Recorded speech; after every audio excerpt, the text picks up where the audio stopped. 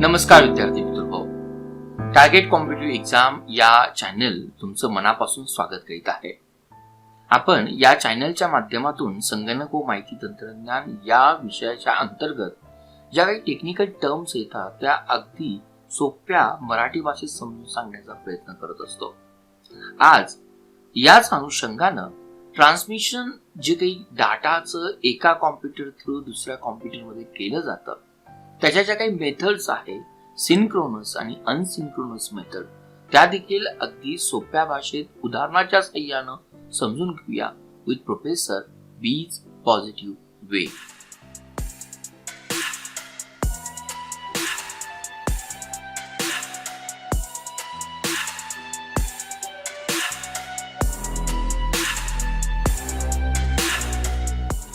आता या ठिकाणी सिंक्रोनस आणि अनसिंक्रोनस ट्रान्समिशन पाहण्या अगोदर आपल्याला एक गोष्ट महत्वाची आहे. ज्यावेळेस एका डिजिटल डिव्हाइस मधून दुसऱ्या डिजिटल डिव्हाइस मध्ये डेटाचं ट्रान्समिशन केलं जातं त्यावेळेस डेटाचं ट्रान्समिशन करण्यासाठी ज्या काही सिरीज आहेत किंवा आपण ज्या दोन पद्धतीनं केलं जातं ना त्याला आपण पॅरलल आणि सिरियल असं म्हटलं जातं. आता पॅरलल आणि सिरियल हे पाहण्याच्या अगोदर आपल्याला एक फरक ठिकाणी समजणं गरजेचं आहे की हा जो काही डाटा पाठवला जातो एका कॉम्प्युटरकडून दुसऱ्या कॉम्प्युटरकडे तो बायनरी कोडच्या आधारे, म्हणजेच आपण आयदर 0-1 असेल किंवा या पद्धतीनं तो पाठवला जातो. म्हणजे बीट ज्याला आपण 0 किंवा 1 असं म्हटलं जातं आणि हे बीट ज्या वेळेस 8 फॉर्म्स मध्ये कंबाईन्स होतात ना त्यावेळेस आपण त्याला बाईट असं म्हटलं जातं. तर सिरियल आणि पॅरलल डेटा ट्रान्समिशन मध्ये जो काही फरक आहे ना, तर पॅरलल डेटा ट्रान्समिशन मध्ये हा जो काही बाईटच्या स्वरूपात जो काही डाटा पाठवला जातो ना, या ठिकाणी नंबर ऑफ आपल्याला आपण म्हणूया की पॅरलल लाईन लागतात, म्हणून आपण म्हणूया की पॅरलल चॅनल्स किंवा आपण असं म्हणूया की पॅरलल आपल्याला या ठिकाणी लाईन्स लागतील किंवा वायर्स लागतील. म्हणजे प्रत्येक मल्टिपल बीट साठी आपल्याला तेवढ्याच लाईन, म्हणजे जर या ठिकाणी आपल्याला 8 बीट असेल तर आपल्याला 8 लाईन लागतील, हा त्याचा मिनिंग आहे. परंतु कंपॅरेटिव्हली आपण ज्यावेळेस सिरियल कम्युनिकेशनचा मोडचा विचार करतो ना त्या ठिकाणी या ठिकाणी जो काही डेटा सेंड केला जातो एका डिजिटल डिव्हाइस मधून दुसऱ्या डिव्हाइस मध्ये तो एका आफ्टर एक, म्हणजे एका चॅनल थ्रू एकच बीट हा कंटिन्युअसली सेंड केला जातो वन आफ्टर अनदर. आणि आपण जो काही सिंक्रोनस आणि असिंक्रोनस जो काही प्रकार पाहणार आहोत तो ट्रान्समिशन मीडियामध्ये आपल्याला सिरियल ट्रान्समिशन मध्ये येतो. म्हणजे सिरियल ट्रान्समिशन मध्ये काय केलं जातं, जो काही डाटा बीटच्या स्वरूपामध्ये पाठवला जातो तो 1 आफ्टर 1 पाठवला जातो. म्हणजे 0-1 असेल, 0-0-1 असेल, 0-0-2 असेल, परंतु हा एका चॅनलद्वारे किंवा सिंगल लाईनद्वारे पाठवला जाईल. आणि याचेच जे काही दोन प्रकार येतात ना तर त्याला आपण अनसिंक्रोनस आणि सिंक्रोनस असं म्हटलं जातं. जरी हा टेक्निकल वर्ड जरी असेल ना तरी तो आपण पाहणं आणि समजून घेणं तेवढाच महत्वाचं आहे. आता आपण एक simple day to day life मधलं उदाहरण देऊया म्हणजे आपल्याला लक्षात येऊन जाईल. आपण आपल्या लॅपटॉप मध्ये आणि त्याचबरोबर आपला जो काही डेस्कटॉप आहे याच्या ठिकाणी आपल्याला हे वेगवेगळे आपण पोर्ट मिळतात किंवा आपण त्याला कम्युनिकेशन हब मिळतात की ज्याच्याद्वारे कॉम्प्युटर डेस्कटॉप हा पेरिफेरल, ज्या ठिकाणी प्रिंटर असेल किंवा ज्या ठिकाणी इतर कॉम्प्युटर डिव्हाइस असेल त्यांच्याशी जोडला जातो. तर हा पॅरलल ट्रान्समिशन मोड मध्ये आपल्याला लगेच दिसून येतं की या पोर्टचा वापर हा बहुतेक 101% हा प्रिंटर या पेरिफेरलला जोडण्यासाठी केला जातो. हा आपण पॉईंट समजून घेऊया. त्याचबरोबर सिरियलचा वापर हा आपण इतर कॉम्प्युटर या कॉम्प्युटरला जोडण्यासाठी करतो. तेच ऍक्च्युअल पिक्चर्स मी तुम्हाला दाखवलेलं आहे. म्हणजे आता आपण जो काही अनसिंक्रोनस आणि सिंक्रोनस पाहणार आहोत, मागच्या स्लाइड्स मध्ये काय सांगितलं, सिरियल मध्ये काय सांगितलं आपण की 1 लाईन मधून या ठिकाणी आपल्याला जी काही बायनरी डेटा जो काही पाठवला जातो ना तो एका मागून एक पाठवला जातो. हा पॉईंट मला तुमच्या लक्षात आला असेल. अजून आपण एक सिंपल उदाहरण घेऊया. मग जर विचारलं की आपल्या सिंक्रोनसचं एक्झाम्पल काय देता येईल डे टू डे लाईफ मध्ये, तर साधारणपणे हे जे काही व्हिडिओ कॉन्फरन्सिंग आहे किंवा आपण एखाद्या मित्राला फोन केल्यानंतर किंवा फेस टू फेस इंटरॅक्शन घेतल्यानंतर या उदाहरणाची अॅनालॉजी आपल्याला सिंक्रोनस ट्रान्समिशन मध्ये वापरता येईल. म्हणजे मित्र फोन करतोय त्याच वेळेस आपण फोन रिसीव्ह करतोय आणि त्यालाही उत्तर देतोय. म्हणजे हे बाय डायरेक्शनल आहे. त्याला आपण सिंक्रोनस ट्रान्समिशन असं म्हटलं जातं. त्याच वेळेस आपण अनसिंक्रोनस ट्रान्समिशनचं जर बेस्ट जर उदाहरण जर घेतलं ना तर आपल्याला हे जे काही रेडिओ टीव्ही यांचे कार्यक्रम जे काही ब्रॉडकास्टिंग केले जातात किंवा लेटर्स म्हणूया, बेस्ट एक्झाम्पल कॉम्प्युटरच्या संदर्भात ईमेलच्या संदर्भात म्हणूया की आपण एकदा ईमेल हा सेंड केला जातो. तो ईमेल ज्या पद्धतीने जातो, ज्या प्रोटोकॉलने जातो, ज्या ट्रान्समिशन मोडने जातो ना त्याला आपण असिंक्रोनस ट्रान्समिशन असं म्हटलं जातं. हे मी तुम्हाला डे टू डे लाईफ मधली उदाहरणं आपल्याला दिलेली आहेत, परंतु हे सिरियल ट्रान्समिशनची एक्झाम्पल आहेत.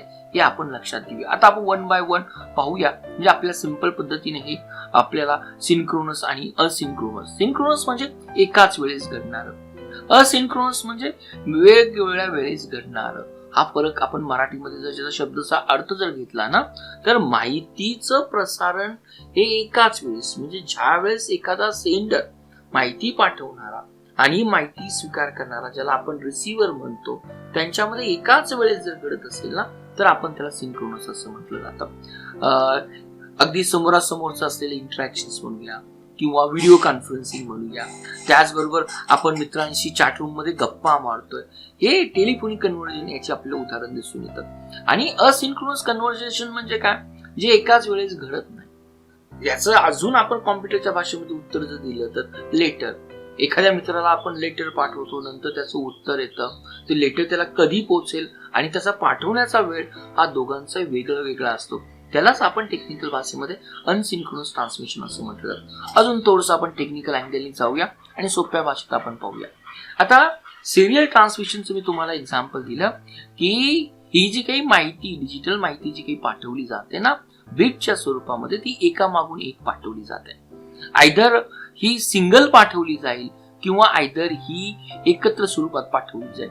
जर ती सिंगल पाठवली गेली ना सिंगल स्वरूपामध्ये तर आपण त्याला एक क्लासिफिकेशन देणार आहोत, किंवा ती ग्रुपनी जर पाठवली ना तर आपण त्याला क्लासिफिकेशन देणार आहोत. तर या ठिकाणी सिरियल ट्रान्समिशन्स म्हणजेच काय की डेटा बिट्स हा ऑर्गनाइज केला जातो आणि तो स्पेसिफिक ऑर्डरनी पाठवला जातो. हा महत्वाचा पॉइंट आहे. आता या ठिकाणी पॅरलल सिरीज पेक्षा किंवा पॅरलल ट्रान्समिशन पेक्षा आपल्याला सिरियल ट्रान्समिशन्स हे मोर रिलायबल मेथड वाटतं. कारण काय होतं, एखादा बीट पाठवलेला गेल्यानंतरच आपल्याला नेक्स्ट बीट पाठवता येतं. म्हणजे रिलायबल जर विचारलं पॅरलल ट्रान्समिशन्स मध्ये आणि सिरियल ट्रान्समिशन मध्ये तर आपलं उत्तर कुठलं पाहिजे तर सिरियल ट्रान्समिशनच आहे. एका लाईन मधून एका वेळेस एकच बीट आणि तो बीट गेल्यानंतर दुसरा बीट पाठवणं, ही जी काही मेथड आहे आपण त्याला सिरियल ट्रान्समिशन असं म्हटलं जातं. आता असिंक्रोनस म्हणजे काय, असिंक्रोनस म्हणजे काय, जो काही आपण बाईट या ठिकाणी पाठवलं जातं. म्हणजे या ठिकाणी आपल्याला 8 डिजिट दिसून येतात. ज्या वेळेस सेंडर करून ही माहिती ट्रान्समिट केली जाते ना त्यावेळेस प्रत्येक बाईटला एक स्टार्ट बीट ज्या ठिकाणी आपण 0 नमूद केलेली आहे, किंवा या ठिकाणी ही रिसिव्हरला भेटल्यानंतरच या ठिकाणी हा प्रश्न समजून घेऊया. रिसिव्हरला पहिल्यांदा अलर्ट केलं जातं की some information is coming on your way, आणि जर त्याला भेटल्यानंतर देखील त्याला स्टॉप बीट पाठवला जातो.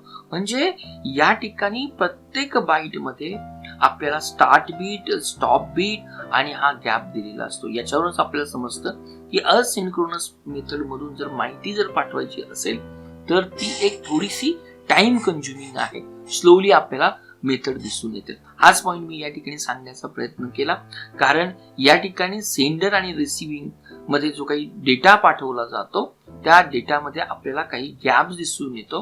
तो टाइम बिटवीन असतो आणि हा टाइम बिटवीन बरोबर आपल्याला अजून काय दिसून येतं तर यामध्ये आपल्याला स्टॉप बीट पण दिसून येतात, स्टार्ट बीट पण दिसून येतात.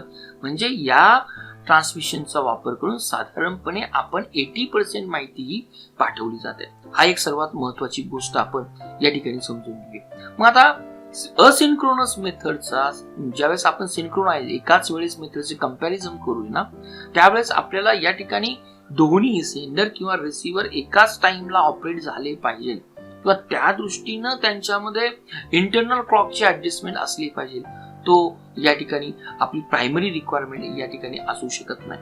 त्यामुळे कम्पॅरेटिव्हली आपल्याला ही मेथड थोडीशी कॉस्ट इफेक्टिव्ह वाटते.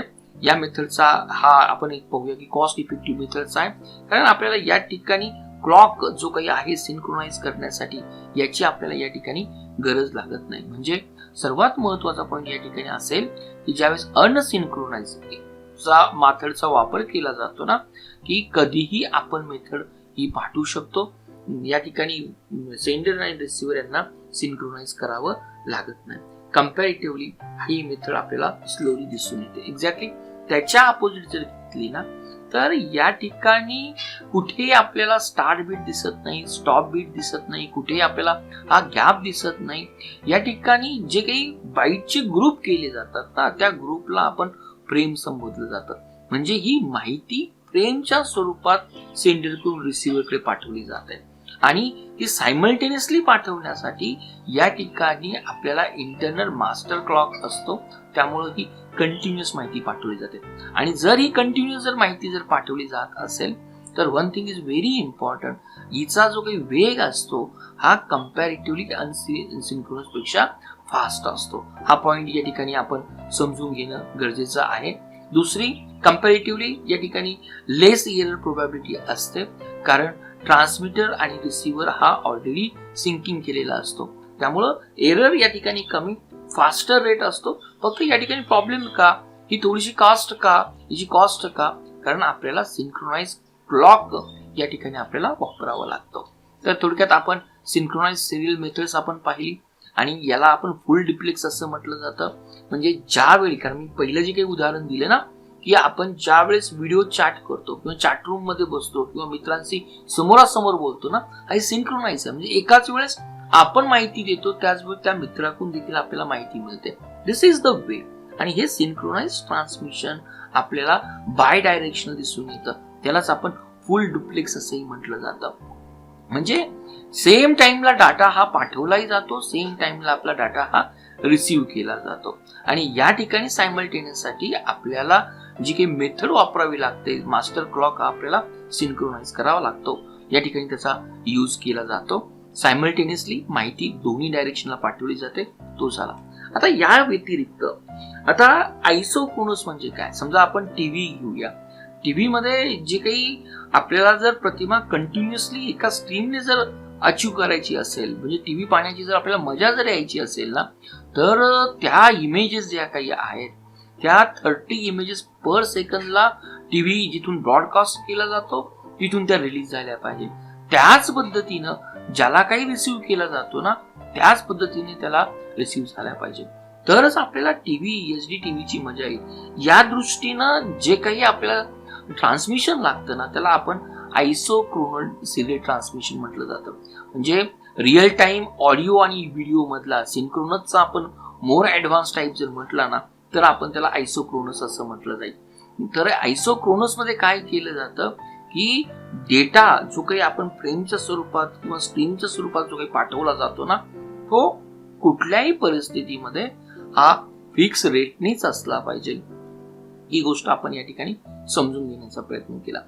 आता तिघांचं ज्यावेळेस आपण कंपॅरिझन करतो असिंक्रोनस मध्ये, आपण असिंक्रोनस मध्ये काय पाहिलंय की या ठिकाणी सिंक्रोनस मेथड नाही आहे की कुठल्याही टाइमाला फिक्स टाइम या ठिकाणी मेन्शन केला नाही. त्यामुळे काय होणार आहे की या ठिकाणी जी काही माहिती आपल्याला पाठवली जाणार आहे ती थोडीशी वेळ लागणार आहे. आणि आपण पाहिलं की या ठिकाणी आपल्याला बाईटला एक स्टार्ट बीट आहे, नंतर स्टॉप बीट आहे, गॅप आहे.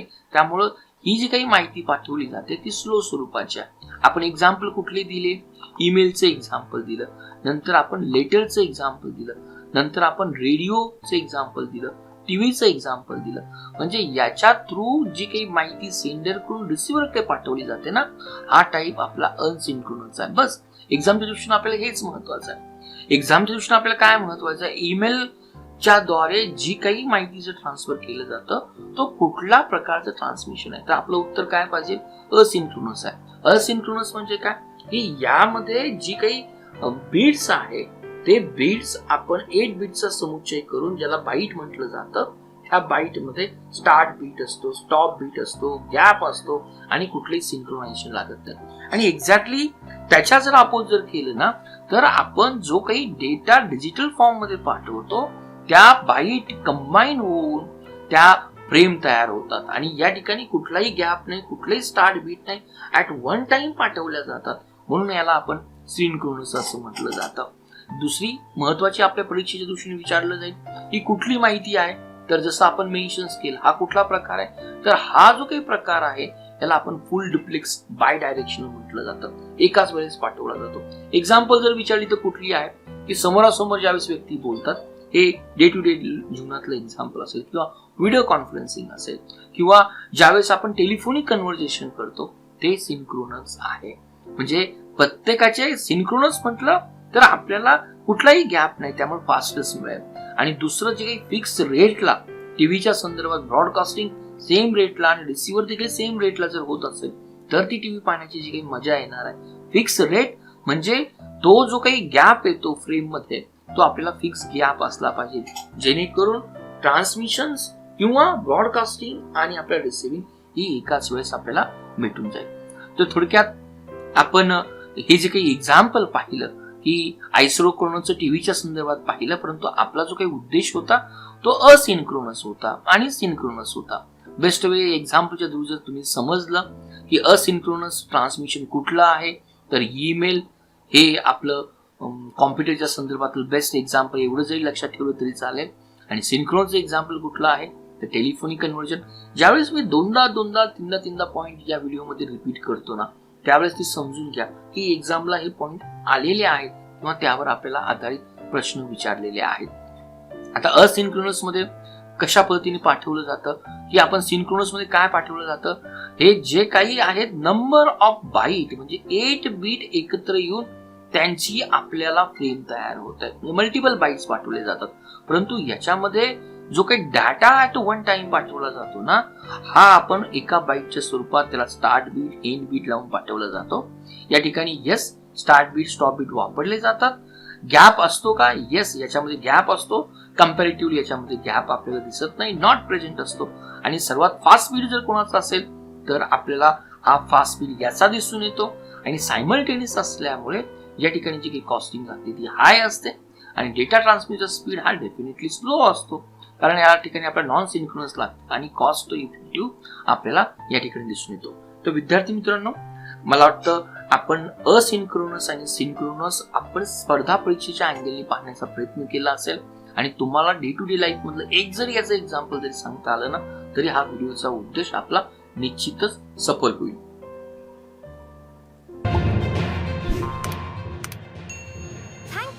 Watching Target with Professor Peace Positive Vic. We request you to be a voluntary donator to become our prime and pride motivator.